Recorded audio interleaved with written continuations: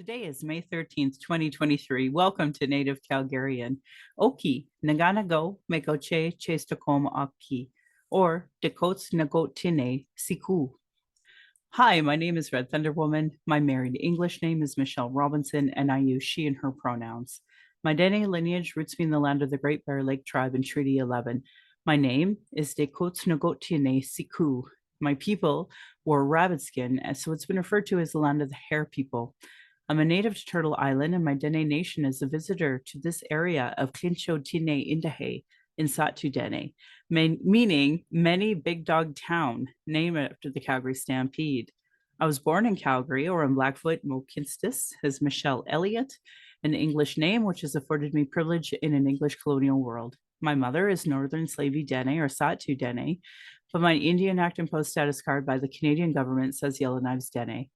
Through my father, I am a daughter of the Mayflower and a daughter of the American Revolution, while having a Canadian Indian Act and Post status card, which is a colonial construct by Canadian policies meant to divide Indigenous peoples' inherent rights. Indigenous Two-Spirit, or the Indigenous 2S LGBTQ plus community, and Indigenous women are at the bottom of the Canadian socio-economic ladder because of colonial trauma, imposed poverty, racism, gendered violence, and land theft. I do not speak on behalf of all Indigenous. I just share what I know as I walk down my red journey. As a Dene woman who has attempted to run, joined harmful colonial parties, spent money to be at expensive conventions, left my home to travel to those conventions, which was really relevant considering I missed my granny's funeral, just to vote on incomplete policies that still allow for incarceration and denial of justice, a denial of health services, racism, colonial trauma, and genocide of Indigenous and Black peoples. I have work to do, work to continue to advocate for, reports to advocate for, and attempt to work within these systems meant to harm me and my community. I think of all of this today, and I hope that we honor the many Indigenous lives that are lost for the so-called country named Canada so that you can identify as a proud Canadian.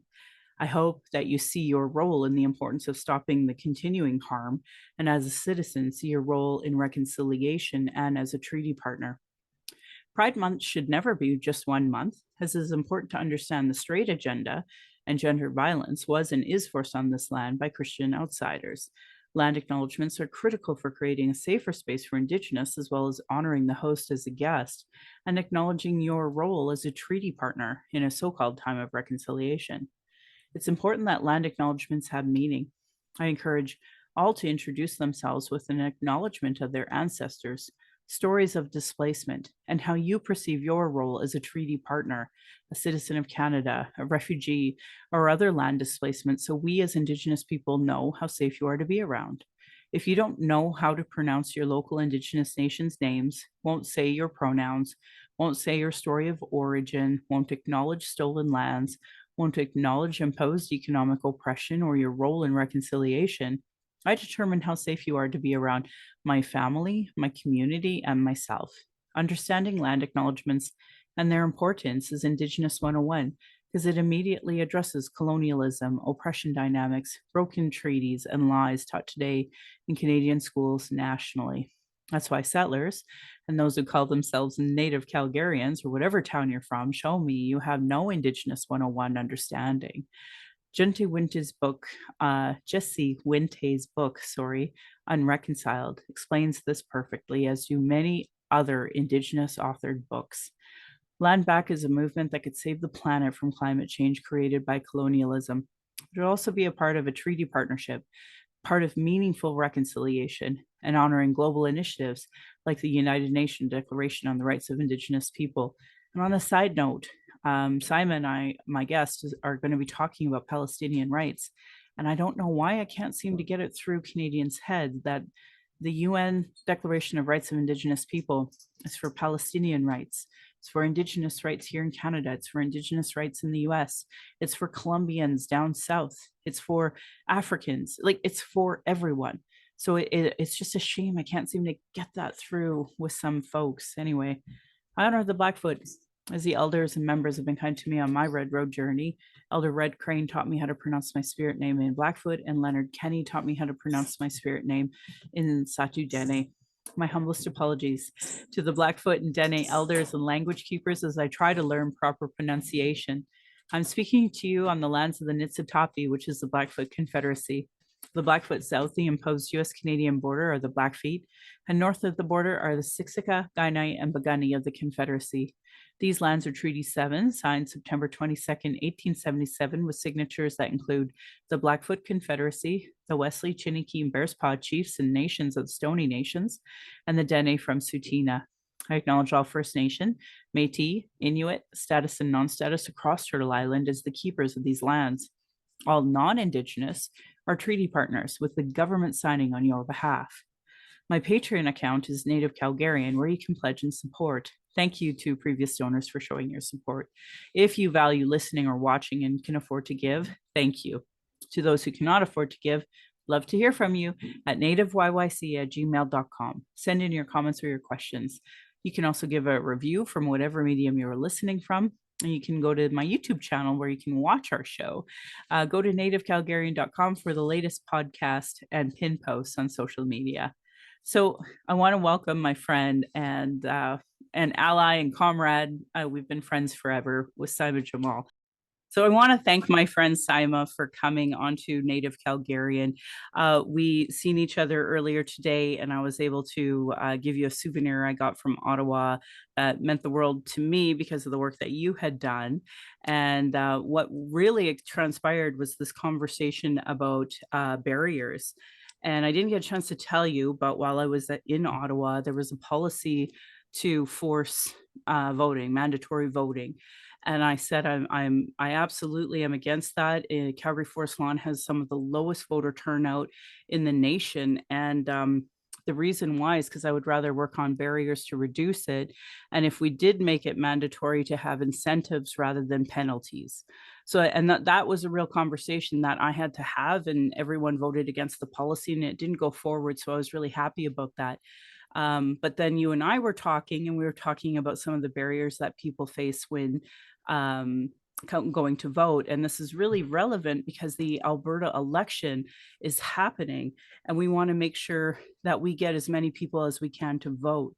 So I really wanted to, get your thoughts on the different communities that you come from.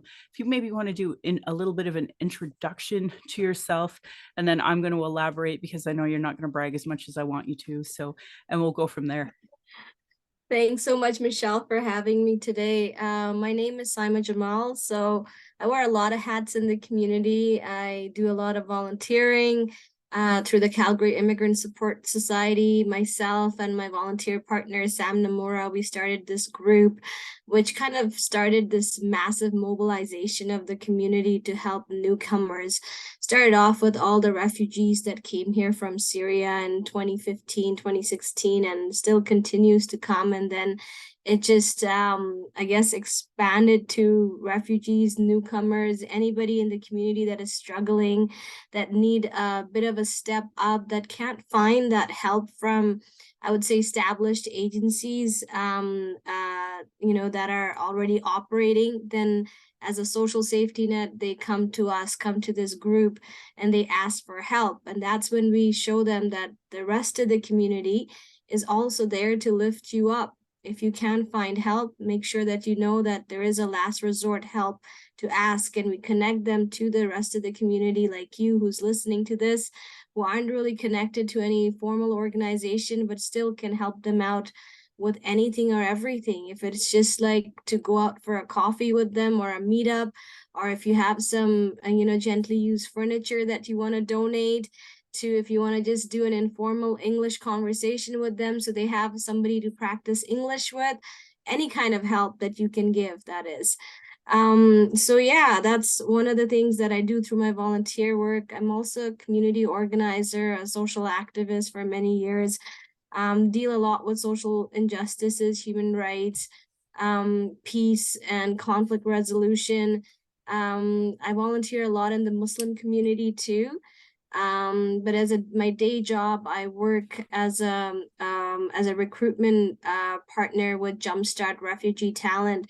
This is a national organization that helps newly settled refugees connect with meaningful employment, and we work nationally, but we're mostly concentrated in Toronto, Vancouver, Calgary, and Montreal. So Mm. yeah, that's just me in a jiffy. I think I covered everything, Michelle. I think you did. Yeah. Cartoon. I really want to plug the fact that we connected because we've talked about human rights and stood for social justice. And for years, we were talking about Islamophobia. We're talking about the rise of Islamophobia. We talked about Palestinian rights. There's so many folks globally that have been impacted. And, these issues matter to me because I see them as interconnected. Although I really came to the realization that the other communities don't see us as interconnected. So that's been really hard for me to want to continue to put effort towards their causes when they put zero towards mine and see that we're not interconnected when we actually are. So I'm hoping maybe in my lifetime, our friendship kind of laying that groundwork for the Muslim and Indigenous communities to see each other in a better Yeah. way. Now, you and I know we have a few different allies, but just that greater sense. But kind of back to the voting issue, some of the things that we talked about, and I was really hurt when I ran and I heard people say to me, "Oh, your Indigenous community didn't support you," and I thought, what do you know about the Indigenous community and voting? And they were just so eager to tell me that I was a POS, that there was no room for conversation about that. And for a lot of Indigenous people, they don't see themselves as Canadians. Some of them just see themselves as Satu Dene, in my case, Tsuut'ina Nation, Siksika Nation. They don't see why they would even vote in a Canadian election or an Alberta election. Alberta never created treaty with the Indigenous people, and they've never honored it. And currently, one of the folks who's our premier actually has been absolutely awful to Indigenous people, even claiming to be part Cherokee at one point in time when we really have accurate records about who is Cherokee and who isn't. So that lie is something that's really pervasive out there. And that's one of many things I was telling you earlier about the Royal Canadian Legion having to put out a statement to some of the premier's comments about wearing a poppy. And to me, that's like such a train wreck of a show. So for me, I've already done my special ballot. I went in person, got that done, went down to the NDP office and signed up to scrutineer for the day of the election. And I hope to, do whatever I can to get people to the vote. And now, for a lot of folks who don't know, the Liberal Party back in 2015, we talked about GOTV, get out the vote. And now I'm seeing the NDP provincially really using that terminology, which is great. But what does that mean? And I think a lot of folks may not know. And we've had conversations about people not voting. So do you want to maybe talk a little more about that? For sure, Michelle, we can have like the most well-funded campaign, the most active campaign that's putting out signs, that's door knocking, that's fundraising like crazy, that's putting out amazing communications, amazing social media strategy. But at the end, it's all about how do you get that vote out? How do you get that person to leave their home, their work, or whatever else they're doing, and just taking that time to go out and vote, to put that ballot inside that box? And I can't tell you how difficult it is for a lot of people, especially when they come as newcomers, when it is their first time to go out and vote.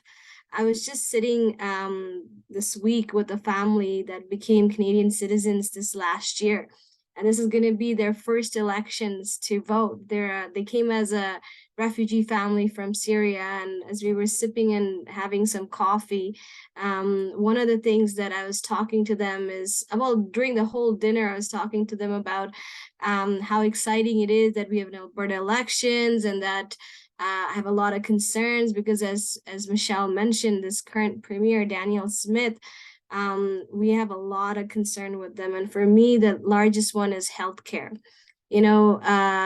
She's made just comments, not just about when she was not a premier, it wasn't just off the cuff comments, but these were well thought of comments that she made while she was doing speaking tours. She wrote about them articles, and then just on May 8th, her deputy premier spoke up on that. So this is while they're in government, they're talking about privatization of healthcare, where the deputy premier was talking about it will deter people. They'll make them think twice if they come to the emergency thinking they would have to pay to see an emergency physician. I mean, that sort of thing is very, very dangerous to me, that a person has to think twice that can I afford to go to an emergency, or can I afford to pay my bills, pay for my food, and that sort of a thing. So that's why this election is, to me, is all about saving our public health care. And because I work with a lot of vulnerable population like refugees, I need them to understand too, like, having to pay for healthcare in any way, form, it's going to be an additional burden for them a lot, especially with inflation and everything like that. So I try to educate them as well as I can on the important issues. So one of the things that they got excited about is, after I talked to them, it was like, okay, if there is a good alternative, a party that is protecting public health care, is wanting to put a lot of efforts towards public education, like the NDP said, go towards opening new schools, 40 new schools, plus fixing the old schools, rehiring educational assistants, making sure that our public health will stay public. So they got excited. But one thing they told me is like, Saima, we've never voted in this country before. Can you come with us to show us how to vote? So that really threw me back, something that we take so easily. We take it for granted that we just take our driver's license and we go there and we just go through this whole motion of voting. It's so easy for us, it's just, but for them, when you have a big family, number one, you sit and think, what do you do with the rest of the kids? Okay, if we go take all the kids, doesn't fit in the car, we have to leave some behind. And then you've just learned English recently. Your English isn't that fluent to understand, and you get shy when you make a mistake. So you feel very hesitant to even, go there. And nobody's really telling them where to go and vote. So they have to find out which school, how to get to that school, how do I maneuver myself and my family that are over 18 to go and give that vote. And then they're worried about where they're going to tick. Can somebody there show me where to go and tick, where to fill the ballot box? These are things that we have to do ourselves, right? So when you're a newcomer, you just learned the language, you've never voted before, these are things that really affect them. And this is not something that you can think, but this is a barrier. This is something that you got to talk with them, encourage them, tell them, make them familiar what the process is, so they feel confident enough to show up to vote. So they feel like, okay, I won't feel embarrassed when I'm there, that somebody won't just like laugh at me that, oh, I couldn't vote because I don't know how to fill a ballot paper, or how to go, which way to go and do what. So yeah, Mm-hmm. it is a huge barrier for them. It really is. I brought up the Elections Alberta website just because I thought it was really important for us to be really clear on a few different things here. So I think it's really important that people know that this website exists, and it's a nonpartisan way to help you just learn how to vote, not necessarily tell you who to vote for. I mean, you and I'll tell you who to vote for, but for folks who are really overwhelmed. I believe in democracy, you believe in democracy, and this is just like the basics that we can do. And I had a look here, and you know what? I don't see any translation in a different language, but I Mm-hmm. just wanted to encourage people that you could copy and paste sections, do a Google Translate, and send it to your friends to encourage them to vote. So they have things like, where do I vote? Who are the candidates? Are you displaced by an emergency or a disaster? They do encourage you to register to vote, but I just want to make it very clear that you, as long as you have ID, you can go vote. They do have different voting options. That's on their website. They tell you the ID that you need to vote. Um, and then something I was telling you about was that I already voted, that I did the special ballot. And so for a lot of folks that you don't know if you can make it out to the advanced polls or the actual election day, you can go do a special ballot. Now, reasons include physically disabled, away from your area that you're going to be at, if you're an inmate, Mhm. if you're going to be an election officer, a candidate, an official agent, or a scrutineer. So that's what I chose. If you live in a remote area, or if you are displaced by an emergency or disaster, you can do that. Now, I just want to make it super clear, you can vote. It doesn't matter. If you are here and you are a Canadian, you can vote. You just have to bring your ID. You have the right to be able to ask for a special ballot and be given that special ballot. And they do have a mailing option, but I think at this point, we'd like you to go in person if you're choosing to do the special ballot. So those were things that I thought were really important for people to know. They have a section on where to vote. So, like you were saying, a lot of people don't know. First and foremost, if you can contact either party and figure out where it is that you need to go. But um, finding voting locations, it's right on this website as well. And then the advanced ones as well, you can find out where to go. So they have all of this information available for folks. And I really want to encourage folks to help their neighbors, their friends, their family. And the lastly, I want to say this is that, if you truly believe in a candidate, almost every single one of them will get you to the polls. So, like, I really believe in Rosman Valencia. So, as part of his team, if somebody said, "Hey, can I get a ride?" The party itself has a whole infrastructure on, yep, click here and we will get you a ride. That is there. I like to tell the party in advance that I had voted for them so that they know they don't have to waste energy coming to my door, calling me up, asking me if I voted because it's already done. Now I get to be that person as a scrutineer doing it. And frankly, had Alberta elections not been so nitpicky about why it is I wanted that special ballot, I may not have said scrutineer and I may have chosen not to scrutineer. But because they were, like, it bothers me because for a lot of new immigrants, a lot of newcomers, a lot of new Canadians that are trying to vote for the first time, that might be enough for them to not vote, period.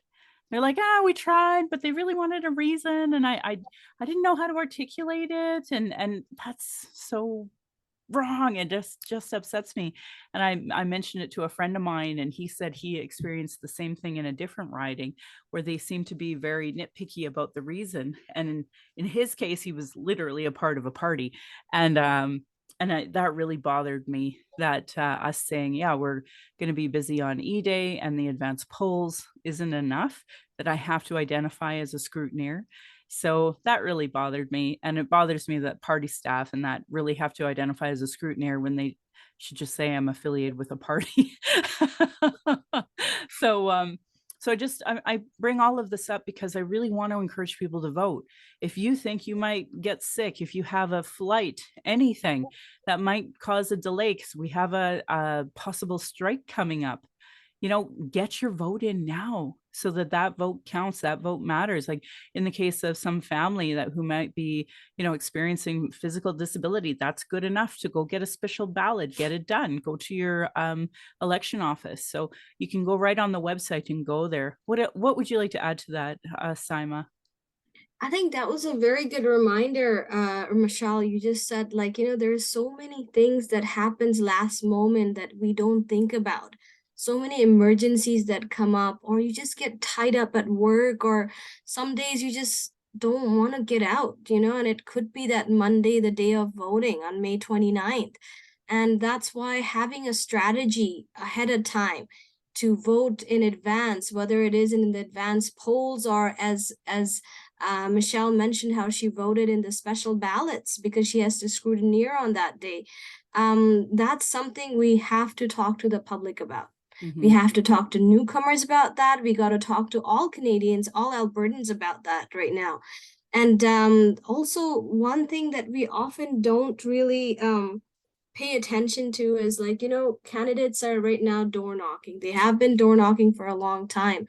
A massive amount of people that kind of get excluded or feel excluded out of it is permanent residents. Mhm. These are our future voters. A lot of times when people knock at their doors and they find out that they can't vote, they don't even want to engage in a conversation with them. Because usually the questions are, who are you looking to vote? And that's not a good question to ask a permanent resident, especially, now that, Canada has taken so many Syrians, so many Afghans, so many Ukrainians. Just in the Ukrainians themselves, I mean, they have been issued like a million Ukrainians have applied. 600,000 have been issued a visa to come to Canada. Mhm. 200,000 have already applied. So Mhm. you are knocking at their doors too, try to engage those new voters instead of asking questions like, who are you going to vote? Talk to them about what are the issues that is facing you. Mhm. That's so important to hear from them, and Mhm. it'll educate you, your volunteers, if you're your candidate, if you're a candidate, and your volunteers, and it'll give them, making them feel like they're part of the political system too. It'll encourage them to think about what parties to vote for in future, and it'll create a good relationship with future voters. So that's so important to do. And the responsibility of just going out there to vote. One thing that I have to also tell you, sometimes we feel so lazy, or we feel very overconfident that the candidate that we're supporting, that, oh, this person is definitely going to win. It's okay even if I don't show up. My family, my friends, everybody's supporting them. You start living in a bubble. You Mm. don't realize that sometimes you you just if you don't vote, or others might be thinking the same too, and Yep. then this great candidate that you have been supporting, they missed out on the opportunity to vote. So it has happened in the past. It has happened in the campaigns that I was working at in the past. Yep. And in the area that we thought we were going to have the greatest number of votes, it turned out that was the area that had the least number of voters that came out to vote for this candidate. Yep. And it was a huge shocker, but it was a massive learning lesson that, getting out the vote is one of the most important thing. Doesn't matter how cozy and overconfident you feel about your support. Yep. No, it's true. And I think a lot of folks need that reminder that, if you think this election especially, like most of the polls are saying 50-50. Now, I don't put all my hopes and dreams into polls because you never you can't bank on the polls, and you can't bank on social media to be a reason that people will go do it. Like, you have to physically get in a car, you have to Right? physically go for a walk. You have to physically go to that place. So if you're not making a plan, which is really what we're talking about here, is your plan to vote, your strategy to vote. We need people to go out and vote. And if you are Especially, struggling, especially Michelle, like yep, people who are part of the diversity and inclusion group, part of visible minorities, indigenous, black, LGBTQ, yep, all these groups, disabled, all these people, we need to really focus on getting them out to vote. yep, Because who always goes out to vote? It's these older white people. They're mm-hmm, the ones that are always there voting, yep, and they tend to vote for a certain party, especially in Alberta, who can, just, I don't know if they realize it, that that party doesn't always care about their benefits and things like that. It's the UCP I'm talking about, but then they're always out there because that's what they've voted all their lives, and they don't see a lot of times the what's happening now, and that they really need to, think about getting another party a chance that'll actually benefit their own seniors benefit. So that's why we need to get the younger people encouraged to vote. We need to show why Gen X should be going out and voting right now. How can we encourage these young voters, that are still in high school, that turned 18? We need to encourage how all these new immigrants that just became citizens, how to get them out to vote. And these are the demographics that we really need to focus on. Yeah. I tell all these, 18-year-olds that became 18 that when you start working now, you're going to get paid $15 an hour, and that's something that the UCP was hugely, the conservatives were hugely against. They did not want you to have a minimum wage of $15 an hour. But now you're able to get a decent wage, even though in this inflation, even that isn't enough.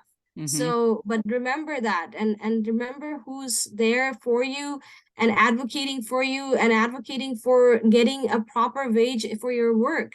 So these are things that you need to remind youngsters, you need to remind everyone. Yeah, I'm gonna pop in and say that for a lot of folks in our area, they actually work like two adults will be working four jobs in order to make ends meet. And so it's really hard when, yeah, you're given some time to go vote when you're already struggling between getting your kids, getting your elderly, where they need to be, trying to get from one job to another to make time to vote. Mm. So, but here's the thing, if we don't do that, then all of the work, like you're just going to be needing a third job, and you barely are able to do that. So when it says physically disabled, like I would argue our entire area has racial battle fatigue, therefore has a disability of exhaustion.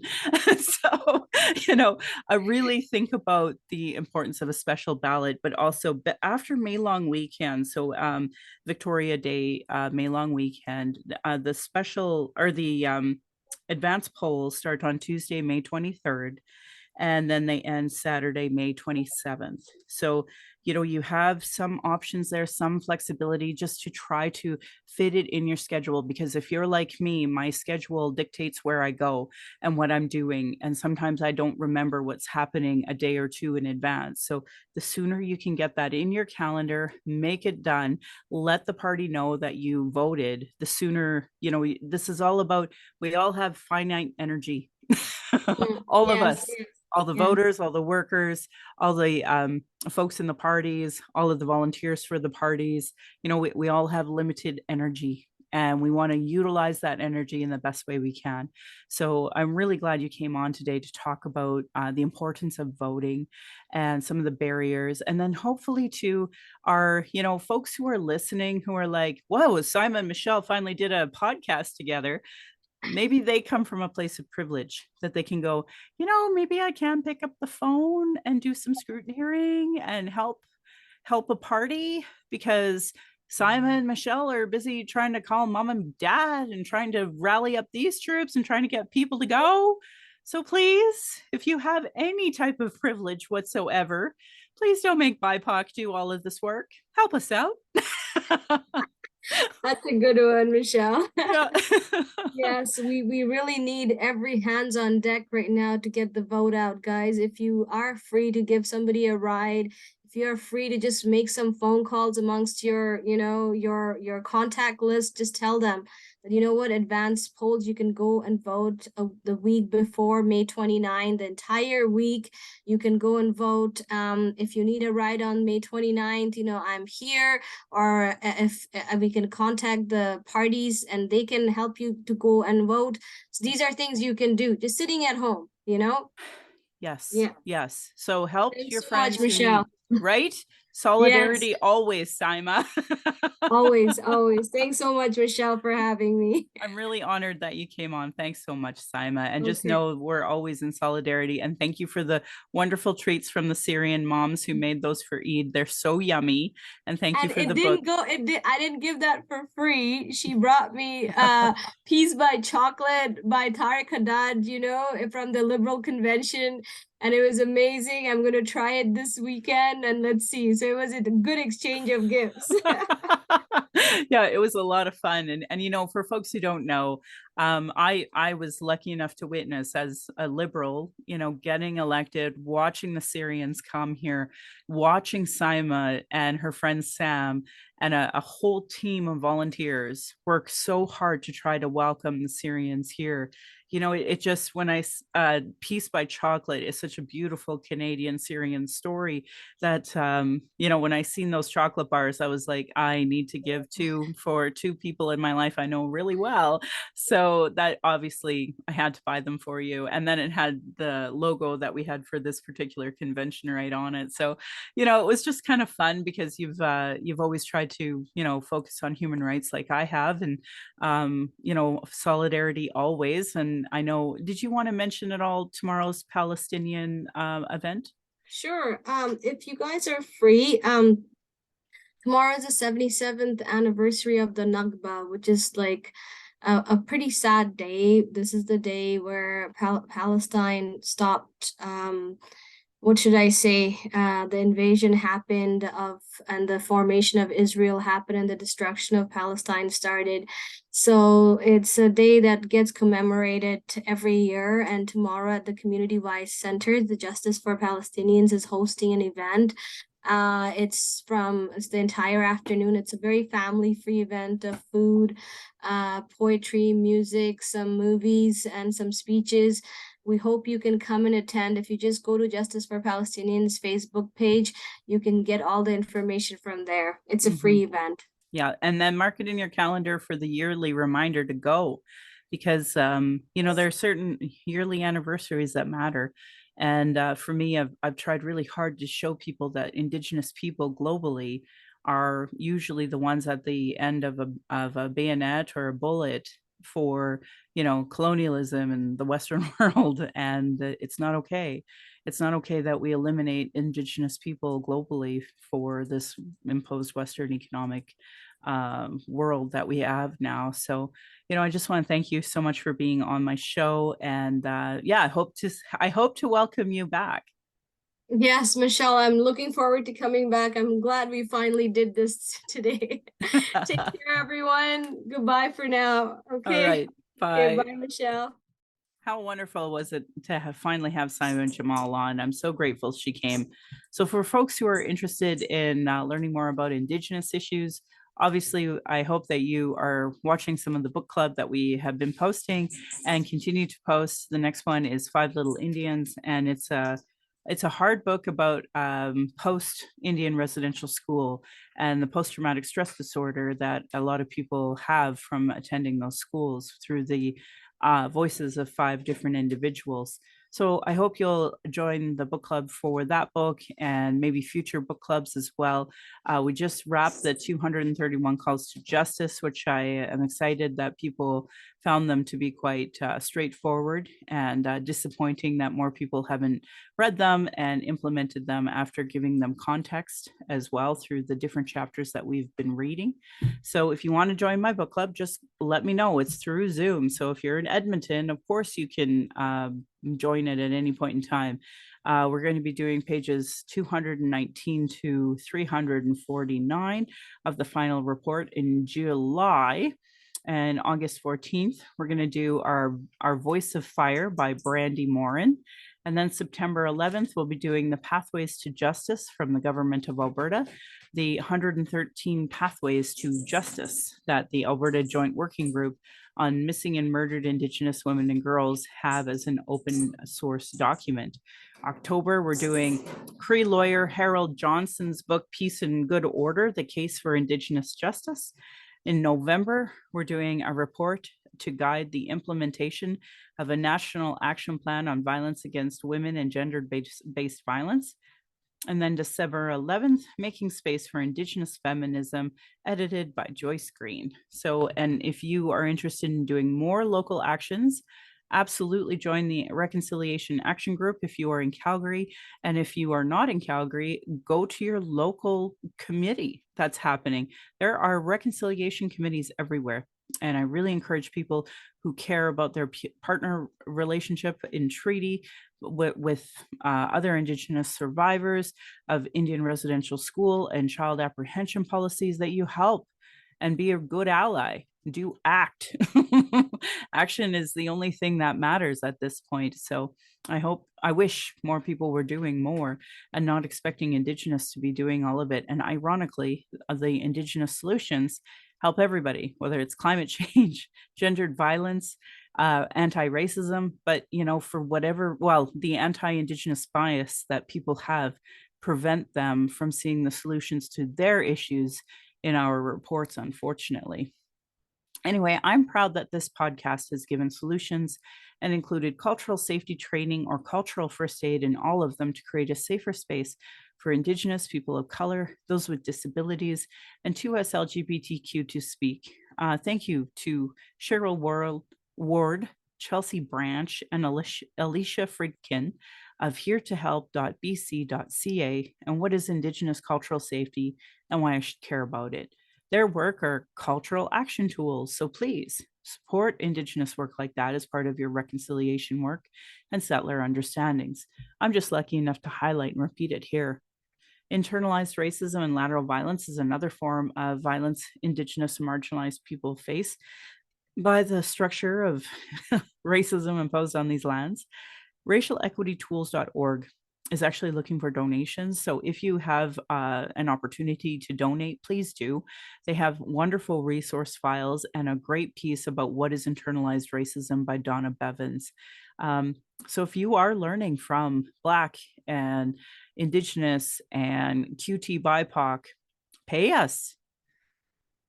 I am always shocked at how little people expect for payment, but how much information they think they can extract from us. And usually that there's not a lack of understanding of the racial battle fatigue it is. So if you can financially support Donna Bevins as part of your, rather than just saying hashtag Black Lives Matter, why don't you just actually give money to Black lives that do matter? Um, Anyway, do's and don'ts for bystander intervention by American Friends Service Committee.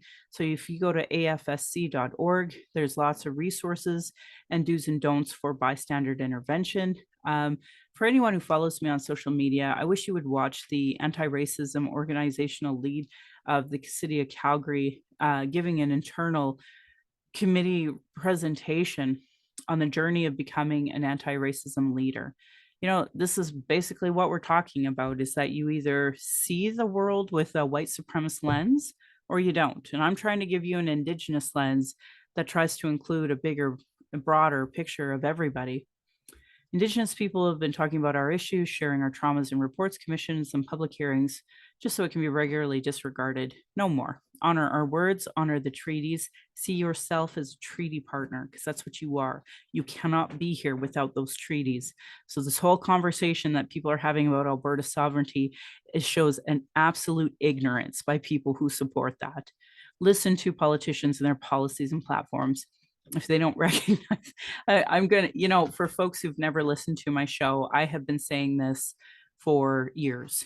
These talking points, and because we're 2 weeks from an actual election, there is absolutely nothing the UCP has done ever for marginalized people. Like, I just cannot not see a single thing. All they have done is created more pain, more barriers, and more deaths. The safe consumption sites, the drug crisis issues, increasing money to, well, it's not even them. For folks who don't know, the UCP have done nothing but cuts to the police. They've been talking about having the RCMP out of the province, which in a way I kind of support, but they just, they want their own police so that they can cover up their own crimes. And I just can't understand how anyone could possibly put up a blue sign right now. So anyway, honor our words, honor the treaties, listen to politicians and their policies and platforms. If they don't recognize the marginalized in their budget with Gender Equity Plus, if they're cutting violence prevention programs and services, Indigenous education, uterus health choices, gay straight alliances, a lack of human rights for migrants, immigrants, folks with disabilities, know that your vote to that party directly negatively impacts marginalized people. Now, Saima and I talked extensively about how the UCP are attacking our healthcare. Like, think of all of the people who are facing barriers to voting, who could never possibly afford this ridiculous scheme that they're obviously getting from the companies that fund these types of insurances, and the rest of us are just going to be here to suffer. And unfortunately, because the so-called progressives, and I think you all have listened to enough of my podcasts to know that the so-called progressives are anything but progressive here. They have a strong anti-Indigenous lens. They don't even see themselves as treaty partners, so they don't respect the treaty. And the treaty is very specific that as Indigenous people, we will be given health care. So it's bad enough that, the province of Alberta and Saskatchewan were just imposed without any negotiation with treaty partnership, multiple laws that have done nothing but oppress Indigenous people. And now they want to privatize healthcare. So now they're breaking yet another treaty promise. So I just wish that folks understood what the gravity of that means. And most people don't know there used to be something called Indian hospitals here, segregated hospitals, where they butchered us, sterilized us, killed us, and all done in the name of science. So that's, of course, why Indigenous people don't trust the medical community. And experiments done on us so that white people can be able to have good health care, and that's not okay, and we don't want to go back to that. And I feel like that's where we're heading, but nobody wants to talk about that because the so-called progressives that have Indigenous candidates, they're not going to be talking like this. They can't be honest. I'm not mad at them in any capacity. If they were honest with the party that we have shown through this podcast is incredibly racist, if they were honest, they would not be able to continue going. So I know what they're doing, what all QT BIPOC do. We just shut up, nod, smile, and go, yeah, yes, master, yes, master. And then we follow whatever stupid white supremacist colonial lead we have to in order to get into a position of power. And then at that point, hopefully make some substantial changes that help everybody, because we're not looking for special rights. We're looking for equity. And anyone who tells you different is lying to you. So anyway, demand that they implement the Truth and Reconciliation Commission calls to action, the recommendation of the Royal Commission on Aboriginal Peoples, the multiple reports on child welfare reform, violence prevention, now 231 calls to justice from the National Inquiry on Missing and Murdered Indigenous Women, Girls, and Two-Spirit. Provincially in Alberta, the Kenney government created 113 pathways to justice. So all the blue voters should be holding their MLAs to account on that. But right now, the premier is trying to keep her mouth shut, and all the door knockers for the blue are being like, well, try to vote for the candidate, not for the leader. I promise we're going to get rid of her right away. Well, that's not how this democracy in the Westminster way works. So anyway, know who you're voting for. Municipally, we have the White Goose Flying Report. Denying these reports is a form of abuse called gaslighting. Our people are experiencing extreme racism in the governance, educational, health institutions, justice institutions, with multiple reports that say the same thing. Demand change from the election platforms and politicians. If they don't understand colonialism, racism, privilege, and sexism, they literally have zero business running. This should be understood by all parties and local politicians, community organizations, sports clubs, etc. Google articles on how non-Indigenous Canadians become allies. Stephanie Harp and I had an emergency podcast in the hopes that we could reach allies to write and do more on the crises we are facing. So you can actually sign up at aboriginalalert.ca. And that gives you an idea of the missing people that are in the area and nationally as well. She also promoted the Missing Children Society of Canada. They also have an app that you can download. I'm promoting the statement, demand for urgent action to protect the lives of Indigenous women, girls, Two-Spirit, and gender diverse people experiencing homelessness, which you can find at womenshomelessness.ca. This government's failure to properly respond to the crisis of drug crisis is costing so many lives. So if you're experiencing any addiction in your life, know that you should not ever use a loan. And if you are using a loan, you can make a plan. You can go to the National Overdose Response Service at 1-888-688-NORS for support. There's also a Brave and Doors app. You can, if you're experiencing emotional distress after anything we talked about and you're Indigenous, you can call the First Nation and Inuit Hope for Wellness helpline at 1-855-242-3310. It is toll free, open 24 hours a day, 7 days a week. You can also go to hopeforwellness.ca. They actually have a little text box too. For missing and murdered Indigenous women, girls, and Two-Spirit, you can call 844-413-6649. And for non-Indigenous, there are distress center lines in your areas, usually a functioning 211, or you can call 833 456 4566. They also have a text option of 45 645. So 45645. Or you can go to crisisservicescanada.ca. 60 Scoop Indigenous Society of Alberta can be found at ssisa.ca. The Indian Residential School Survivor and Family Hotline is 866 925 4419. And the Kids Help Phone 1-800-668-6868. And the Native Youth Crisis Hotline at 877-209-1266. The following are two LGBTQ plus community supports that are available in most areas across Canada. So if you want to go to their website, you can go to lifevoice.ca and see tons of crisis supports. The Trans Lifeline is 877-330-6366. And the Trevor Project for LGBTQ2 Youth, 866-844-7386. Another great organization that you can send your funds to. Violence is my everyday reality. Every Indigenous generation has faced it. It is self-care, how I take my power back. This is why I started the podcast, to speak freely without interruption, without tone police, without leadership shaming, without gaslighting questions, as many people don't want to hear Indigenous opinions, but sure want to tell us theirs, even if they know nothing about us, nothing about colonialism, the constant surveillance of our people, our protests, our vigil, our rights. I and many others share info on microaggressions daily, so it is unacceptable to say them anymore. Learn about being trauma informed. People like me are dealing with internalized racism and gatekeepers and folks that survive off the status quo, people who are really in trauma. And, that stops a lot of us from doing the work and depletes personal resources. Internal and external racism is an everyday reality for me, Indigenous people, folks with disabilities, QT BIPOC, and others. So for folks who didn't know, I've been going through a lot in a short period of time. My grandfather passed, and then 2 weeks later, my granny passed. And my daughter went to Yellowknife while I went to Ottawa. And we ended up getting a new four-legged guy named Hugo, and he just came up to say hi to me.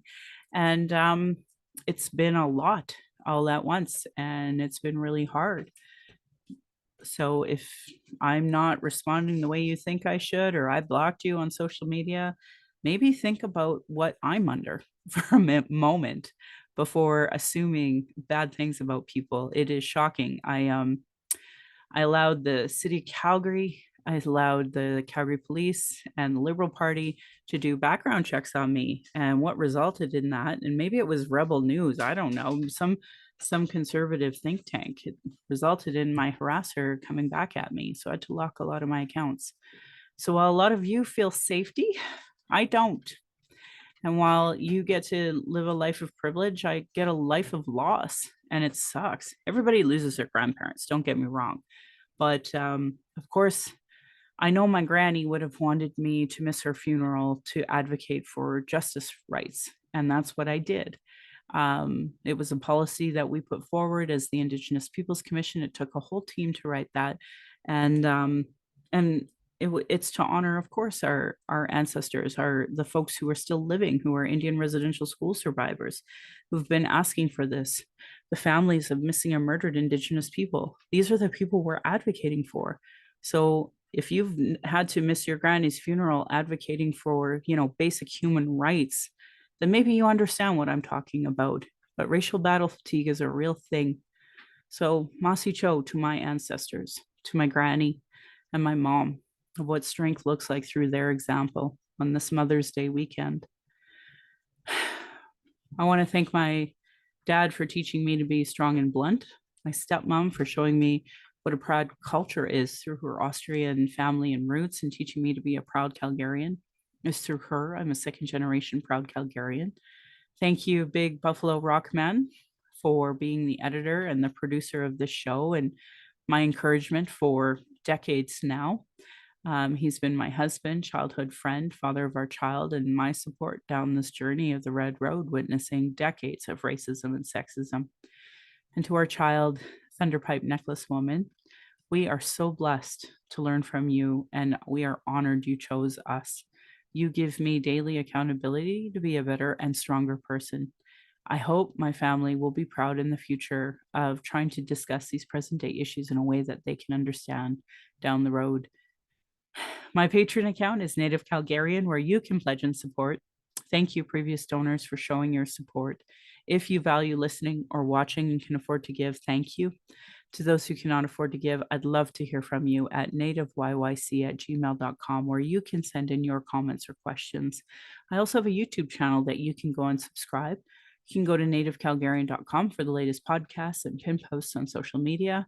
And for folks who, honored my birthday wish to go to Ottawa on May 4th, I just want to say thank you. That was a huge decision as to why it is I chose to go to Ottawa. I also wanted to honor the donations that came in to get me to go there. And yeah, and that's what I'm working to pay back now is the difference between them both. So thank you to everyone. I ran for the Indigenous Peoples Commission Operations Chair, and yeah, I was acclaimed, and it was a wonderful convention. I'll do another podcast on that another day if that's what people want. Anyway, I want to end by giving side eye to those Calgary rabbits. You're lucky I'm not tradish. And my beautiful cousin responded, "Are you be in my dish?" Thank you, folks, for listening.